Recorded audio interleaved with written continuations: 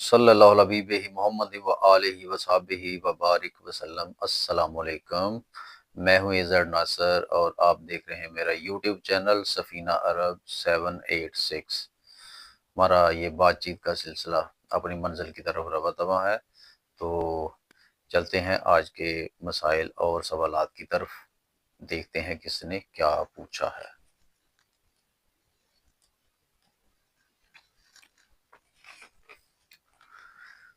خضر حیات سرگودا: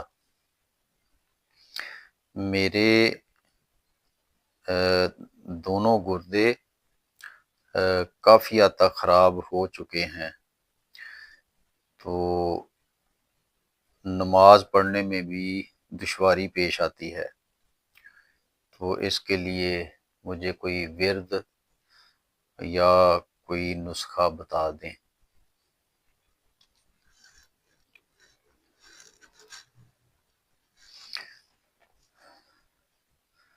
جی خضر صاحب، آپ پینسل اور کاغذ لے لیں، میں آپ کو اس کا ایک بڑا مجرب جو ہے نسخہ بتاتا ہوں۔ تو جیسے میں آپ کو بتاؤں گا، آپ نے بیان ہی اس کو ویسے ہی بنانا ہے اور ویسے ہی پھر استعمال کرنا ہے۔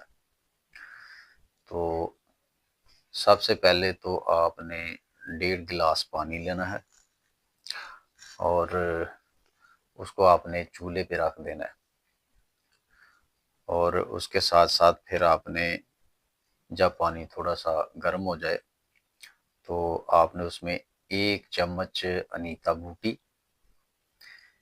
1 چمچ دیسی اجوائن، 1 چمچ سنا مکی اور 5 سیاہ مرچیں، 5 عدد سیاہ مرچیں لینی ہیں اور ان کو تھوڑا سا توڑ لینا ہے۔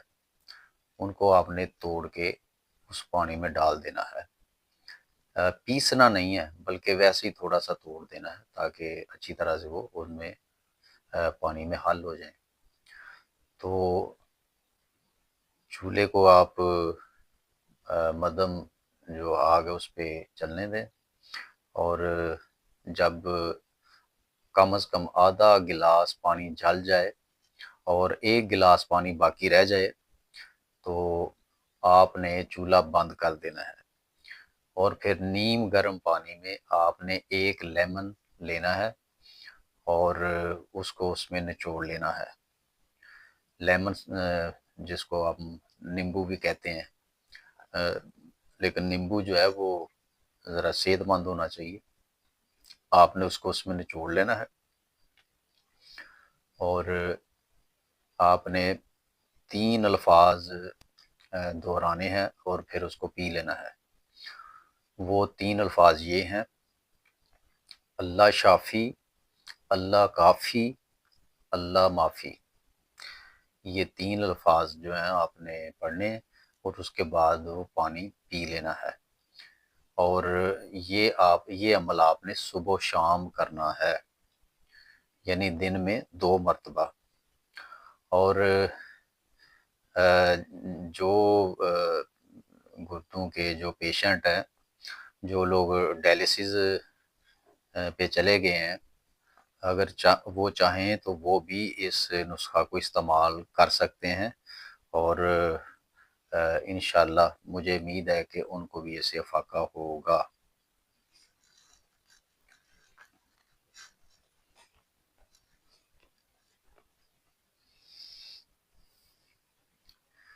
منور علی میاں والی: جسمانی تکلیف کے وقت ہمارا رد عمل کیا ہونا چاہیے؟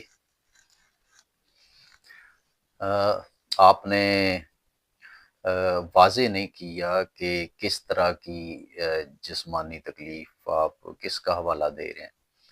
اگر تو عام تکلیف کی بات آپ کر رہے ہیں تو پھر اس کا یہ ہے، فرض کریں کہ زیادہ تکلیف ہو تو آپ بڑی تکلیف کو چھوڑ دیں۔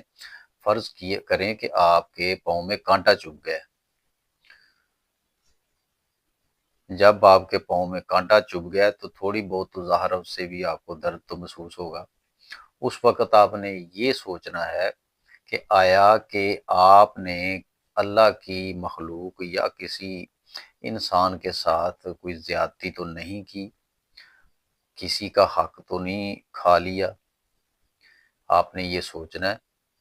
اگر تو ایسا ہو، کسی کے ساتھ زیادتی ہو گئی ہو یا کسی کا کوئی تھوڑا بہت حق کھا لیا ہو، تو اس کی جو ہے فوراً تلافی کریں، اس کا حق واپس کریں۔ اگر کوئی زیادتی ہوئی ہے تو آپ اس سے جو ہے معافی مانگیں، اور اگر ایسا نہیں، کوئی ایسی بات نہیں ہوئی، تو پھر اس کو آپ اللہ تعالیٰ کی طرف سے اپنی ایک تقدیر کا جو ہے حصہ سمجھ کر اس کو قبول کریں۔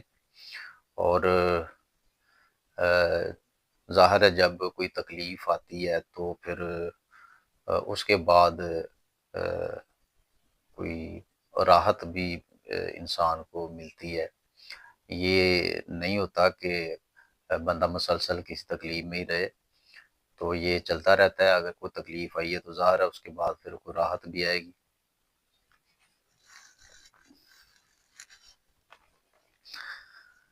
محمد عامر ناروال: دین کے معاملے میں والدین کی پیروی کی جا سکتی ہے؟ عامر صاحب، والدین سے دعائیں لی جا سکتی ہیں، والدین کی فرما برداری کی جا سکتی ہے، والدین کا ادب کیا جا سکتا ہے، والدین سے محبت کی جا سکتی ہے، والدین کی خدمت کی جا سکتی ہے، لیکن یہ ضروری نہیں کہ والدین کی پیروی بھی کی جائے۔ اس کی وجہ یہ ہے کہ ہر والدین یا تمام والدین پیروی کے جو ہے قابل نہیں ہوتے، خاص طور پہ جو دین کے معاملے میں ضروری نہیں۔ چند والدین ایسے ہوتے ہیں جن کو دین میں کوئی عبور حاصل ہوتا ہے، یا جو روحانیت کی طرف جو ہے ان کا میلان ہوتا ہے، اور ان میں روحانیت ہوتی بھی ہے، تو ان کی بات تو ٹھیک ہے، اس حد تک تو ٹھیک ہے، لیکن زیادہ تر والدین جو ہیں وہ ان چیزوں سے نابلد ہی دیکھے گئے ہیں۔ خاص طور پہ روحانیت سے ان کا اتنا واسطہ نہیں ہوتا، تو اس کے لیے پھر جو ہے آپ کو کسی رہنما کا جو ہے انتخاب کرنا پڑتا ہے، تو رہنما کی جو ہے پیروی ہو سکتی ہے۔ والدین کی، خاص طور پہ تمام والدین یا ہر والدین کی پیروی نہیں ہو سکتی۔ اس کے لیے ضروری ہے کہ آپ کسی کامل رہنما کا جو ہے انتخاب کریں اور اپنے خاص سفر پر روانہ ہوں۔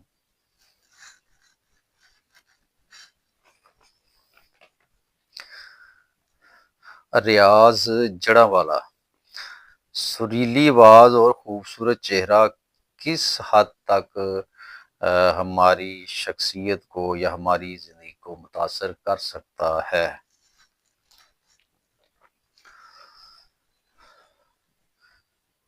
جی ریاض صاحب، یہ چہرہ جو ہے اللہ کریم کے معجزوں میں سے ایک معجزہ ہے۔ تو پہلے تو سریلی آواز کی بات کرتے ہیں۔ میں آپ کو ایک واقعہ بتاتا ہوں۔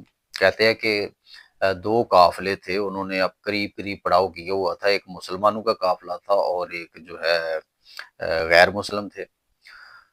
تو غیر مسلم جو قافلہ تھا ان کی طرف سے ایک وہ قاصد آیا، جو مسلمان قافلہ تھا ان کا جو امیر تھا اس کے پاس، تو وہ کہنے لگا کہ ہمارا جو مالک ہے یا جو امیر ہے وہ آپ کو کچھ تحائف دینا چاہتا ہے، تو مہربانی فرما کر آپ قبول کریں۔ تو جو مسلمان امیر تھا اس نے کہا بھی کون سے تحائف، اور آپ غیر مسلم ہیں اور ہم مسلمان ہیں، تو کہ یہ کس سلسلے میں آپ تحائف دینا چاہتے ہیں، ہمیں تو آپ کے تحائف نہیں چاہیے، اپنے مالک کو جا کے بتا دو۔ وہ چلا گیا، اس نے جا کے بتا دیا کہ وہ تو نہیں مان رہے۔ تو خیر وہ پھر خود آیا جو غیر مسلم قافلے کا امیر تھا وہ خود آیا، اس نے کہا کہ ہم آپ کو تحائف دینا چاہتے ہیں، آپ کیوں نہیں لینا چاہتے؟ انہوں نے کہا وجہ تو بتائیں ہیں، آپ کیوں دینا چاہتے ہیں؟ اس نے کہا جی میری جو بیٹی ہے وہ شدید بیمار تھی، اور رات کو آپ کا کوئی قافلے کا جو بندہ تھا، کوئی آدمی تھا، وہ رات کے وقت اذان دے رہا تھا، اور اس نے اذان اتنی کرخت قسم کی آواز میں اس نے اذان دی کہ میری بیٹی جو ہے وہ ٹھیک ہو گئی ہے۔ تو اس نے پوچھا کہ اس کو بیماری کیا تھی؟ تو کہنے لگا وہ مسلمانوں کی کتابیں پڑھتی تھی اور نماز پڑھتی تھی، تو ہم بڑے پریشان تھے، بڑی کوشش کی اس کا علاج کروانے کی، لیکن وہ ٹھیک نہیں ہو رہی تھی۔ تو رات آپ کا بھلا ہو کہ آپ کے کسی بندے نے اذان دی، اور اتنی وہ بے سری اور کرخت آواز تھی کہ میری بیٹی جو ہے اس سے بدظن ہو کے تو پھر اپنے دین پہ واپس آ گئی ہے۔ تو اسی طرح جناب حضرت بلال حبشی رضی اللہ تعالیٰ عنہ عاشق رسول تو وہ تھے ہی، لیکن ان کی آواز میں اللہ کریم نے اتنا سوز دیا ہوا تھا، اتنی وہ سریلی آواز تھی، اتنی اس میں میلوڈی تھی کہ لوگ جو ہے جب وہ اذان دیتے تھے تو اپنے کام چھوڑ کر متوجہ ہو جاتے تھے۔ آج کل تو اذان ہو رہی ہوتی ہے لیکن لوگ اپنے اپنے کاموں میں لگے ہوتے ہیں۔ تو آواز جو ہے سریلی آواز، اس کا انسان کی شخصیت پر، اس کے دل پر، دل و دماغ پر ایک بڑا جو ہے گہرا اثر پڑتا ہے، اس میں کوئی شک نہیں۔ تو کوشش کرنی چاہیے کہ آپ جب بھی تلاوت سنیں یا نعت سنیں یا کوئی قوالی وغیرہ سنیں تو کوشش کریں کہ کوئی خوش الہان قسم کا جو انسان ہے اس کی آواز میں سنیں، پھر آپ کو جو ہے آدمی کو کیفیت بھی پیدا ہوگی اور آپ کو سرور بھی آئے گا۔ تو اسی طرح وہ چہرے کی بات کو لے لیں، خوبصورت چہرہ، تو اس بارے میں بھی میں آپ کو ایک واقعہ بتاتا ہوں۔ کہتے ہیں کہ ایک جگہ پہ نا مسجد میں جو ہے امام کی تقرری کرنی تھی، تو وہاں پہ دو امیدوار تھے، تو جو بزرگ تھے گاؤں کے سیانے کو 4-5 وہ آگے، تو ان دونوں کو بھی بلا لیا۔ اب ان میں سے ایک کا انتخاب کرنا تھا۔ جب دیکھا گیا ان کی عمریں دیکھی تو تقریباً وہ ہے وہ برابر نکلی، پھر ان کی جو دینی تعلیم تھی اس کو دیکھا گیا تو وہ بھی برابر نکلی، اس کے بعد ان کی پچھلی زندگی پہ جو ہے دیکھا گیا، جو پرانے بزرگ تھے تو دونوں کی زندگی صاف ستھری تھی، کوئی اس میں ایسی انہوں نے کوئی کبیرہ گناہ جو ہے وہ نہیں دیکھا تھا۔ اب پریشانی یہ پیدا ہوگی کہ یہ تو سب برابر جا رہے ہیں، تو اب کیا کیا جائے؟ تو ایک جو سیانہ سا بزرگ تھا اس نے کہا کہ ابھی یہ ایک طریقہ ہے، ہم وہ کریں گے، اس کے بعد ان کی تقرری کریں گے۔ اس نے کہا کہ آپ ایک کوئی بزرگ عورت جو ہے نا زیادہ عمر کی سیانی عورت، اس کو بلائیں ذرا۔ تو گاؤں سے کسی گھر سے ایک ادھیڑ عمر جو عورت تھی، کہہ لے کہ بوڑھی عورت تھی، اس کو بلایا گیا۔ تو وہ بزرگ اس کو کہنے لگے کہ بی بی آپ ایسا کریں، یہ جو دونوں عالم ہیں ان کے باری باری آپ ان کے گھر جائیں اور ان کی جو بیویاں ہیں ان سے آپ ملاقات کر کے آئیں، بس آپ نے سلام لینا، حال چال پوچھنا اور واپس آ جانا ہے۔ تو سب لوگ حیران تھے کہ یہ بزرگ کیا کر رہے ہیں اور کیا طریقہ کرنا چاہتے ہیں۔ خیر وہ عورت چلی گئی، دونوں کے گھر گئی اور دونوں کو مل کر جو ہے وہ واپس آ گئی۔ تو واپس جب آئی تو انہوں نے پوچھا کہ ہاں بھائی، پہلے جو عالم تھا اس کی طرف اشارہ کر کے کہا کہ ان کے گھر آپ گئی تھی؟ اس نے کہا ہاں۔ ان کی بیوی سے ملی ہیں؟ ہاں ملی۔ کیسی تھی؟ کہتی بس ٹھیک ٹھاک تھی۔ اچھا، پھر دوسرے عالم کی طرف اشارہ کیا اس بزرگ نے، کہا کہ ان کے گھر گئی ہو، ان کی بیوی سے ملی ہو؟ اس عورت نے کہا کہ بالکل میں ملی ہوں۔ کیسی تھی؟ اس نے کہا وہ تو ایسی تھی جیسے کوئی پری ہوتی ہے۔ اس نے کہا بس ٹھیک ہے آپ جائیں۔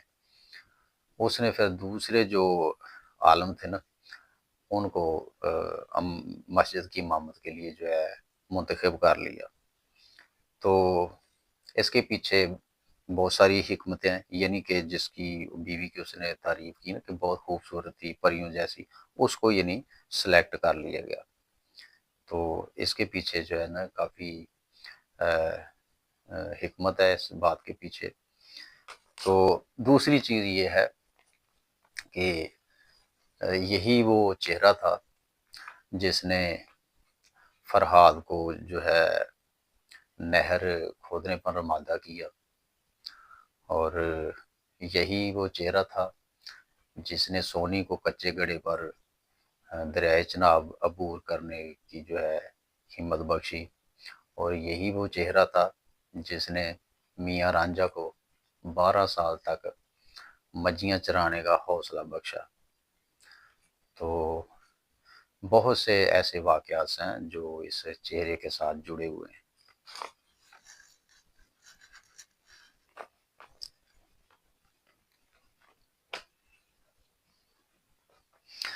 وجاہت سیالکوٹ: کیا ہم کسی دوست کو اپنا پہنا ہوا لباس یعنی کوئی کوٹ، جرسی، سویٹر، چادر وغیرہ دے سکتے ہیں؟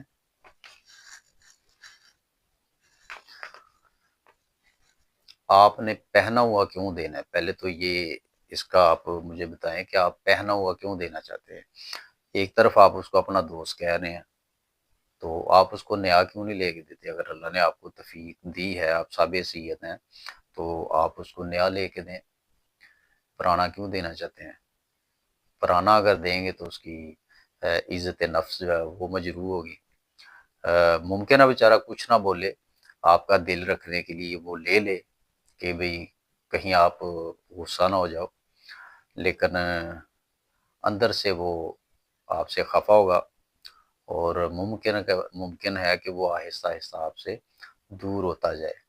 تو لہٰذا کسی دوست کو جب کوئی چیز یا کوئی تحفہ دینا ہو تو ہمیشہ اس کو نئی چیز دیں، نیا جو ہے تحفہ لے کر دیں، اپنی کوئی پرانی یا پہنی ہوئی جو چیز ہے اس سے اوائڈ کریں، کیونکہ اس طرح کرنے سے کافی چانسز ہیں کہ آپ اپنے دوست کو کھو دیں گے۔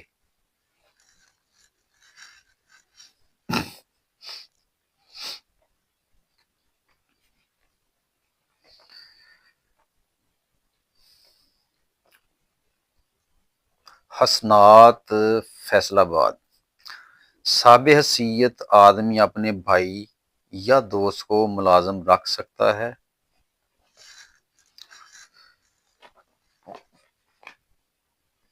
جی، اس کے متعلق حضرت واصف علی واصف رحمۃ اللہ علیہ کا ایک بڑا اچھا فرمان ہے۔ وہ فرماتے ہیں کہ اپنے بھائی کو ملازم نہیں رکھنا چاہیے، بلکہ اس کو اپنا پارٹنر بنانا چاہیے۔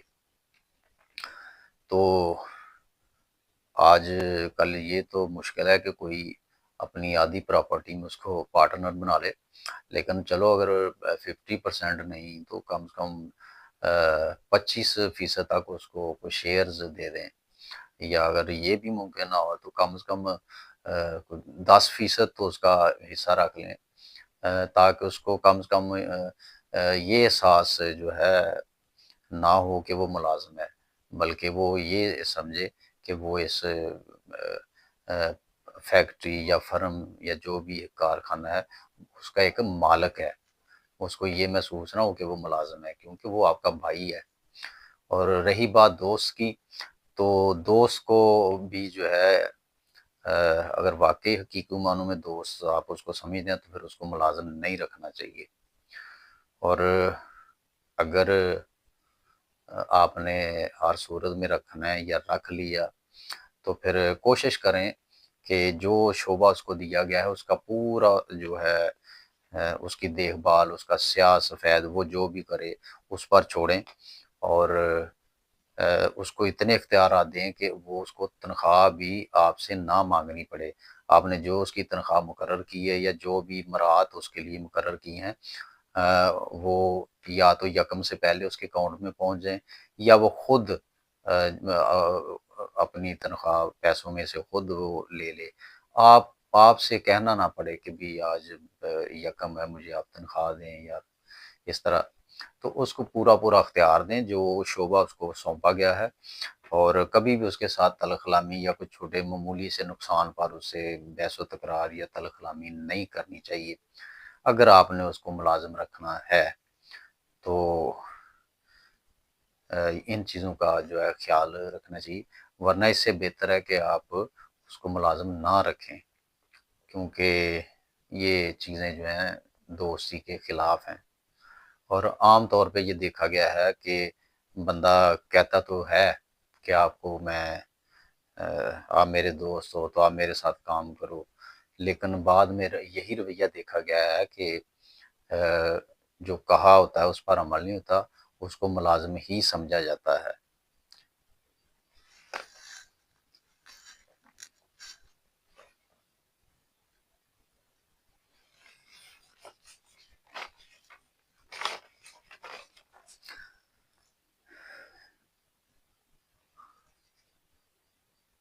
اور راحت فتح پور: ہاں، ہماری قوم جس موڑ پر آ کر کھڑی ہو چکی ہے، کیا اس سے واپسی ممکن ہے؟ اس کی ذرا وضاحت فرما دیں۔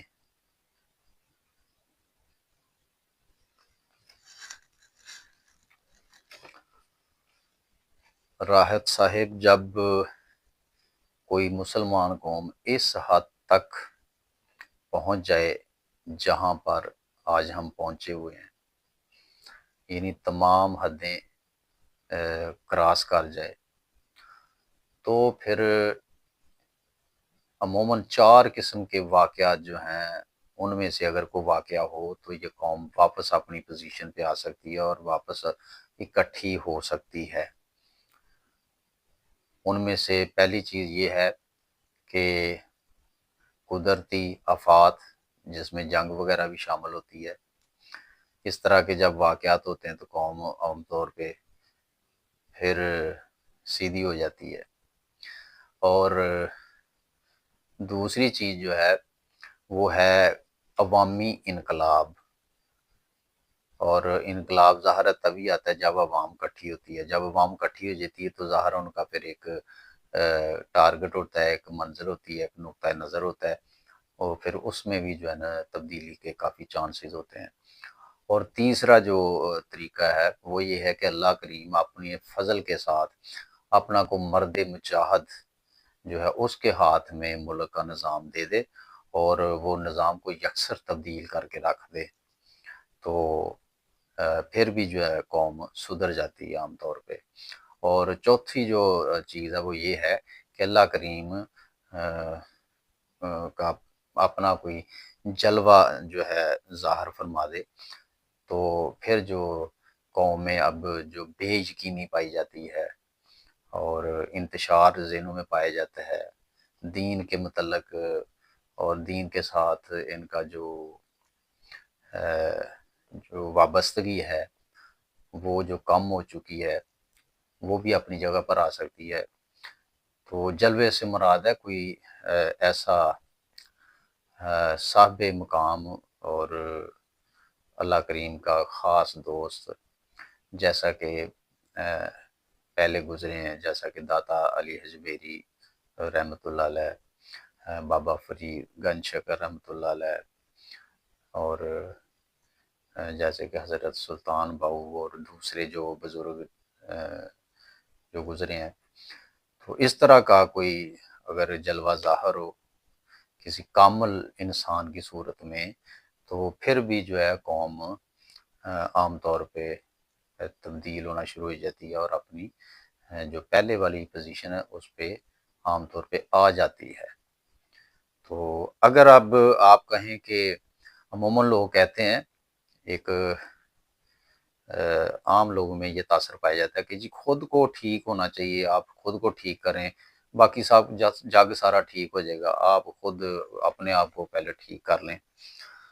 تو اب یہ جو بات ہے اب یہ قابل عمل نہیں ہے۔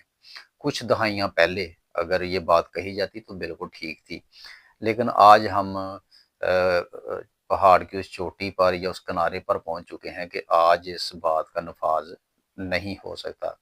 آج خود کو آپ اگر کہیں کہ کوئی سدھار لے گا یا تبدیلی پیدا تو یہ اب ممکن نہیں ہے۔ اس کے لیے کوئی واقعہ چاہیے، اس کے لیے کوئی حالات چاہیے، کوئی مدد چاہیے، تو پھر وہ تبدیلی آ سکتی ہے۔ اگر آپ یہ کہیں کہ خود بخود بندہ ٹھیک ہو جائے تو اب کم از کم اب نہیں ہو سکتا، اب وہ حالات جو ہیں نہیں ہیں۔ اللہ کریم ہم سب پر اپنا فضل فرمائے۔ اجازت دیجیے، اللہ نگہبان۔